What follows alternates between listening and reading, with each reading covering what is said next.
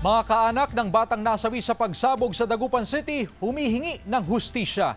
Tutukan sa report.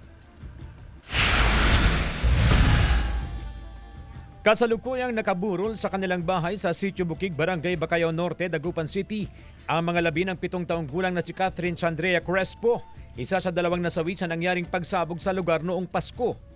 Selyado ang kabaong ng bata dahil sa matinding pinsala ng sunog sa kanyang katawan. Malambing, masayahin at mapagmahal sa kanyang mga kapatid kung ilarawan ng kanyang ina si Catherine na isang grade 1 pupil. Gusto ko lang po sabihin sa kanya na mahal po namin siya. Sana po ng araw, bumalik po siya sa amin. Matinding trauma raw ang nangyari sa kanilang pamilya. Nakatagdang ilibing ang mga labi ng bata sa January 2, 2026. Kailangan din namin ng justice para sa kanya. Kami namin yun.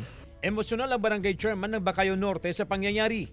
Ikinagulat daw ng mga opisyal ng barangay ang pagkakaroon ng imbakan ng paputok sa kanilang lugar. Po natin. Kasi palagi naman kami nagpapaalala sir sa kanila. Umaga, tanghali, hapon na umiikot kami kasama ang PNP.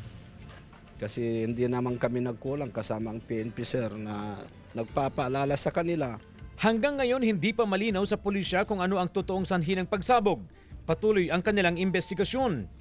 Nahaharap ngayon sa kasong reckless imprudence resulting to homicide, multiple injuries and damage to properties na may kaugnayan sa Republic Act 7183 o Firecracker Law ang may-ari ng bahay na dinala sa ospital noong Sabado.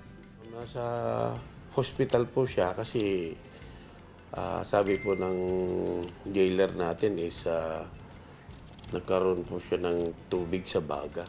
Patuloy pa rin na sinisikap ng GMA Regional TV na makuhanan siya ng pahayag. Kasama si Daryl Peralta, CJ Torida, One North Central Luzon.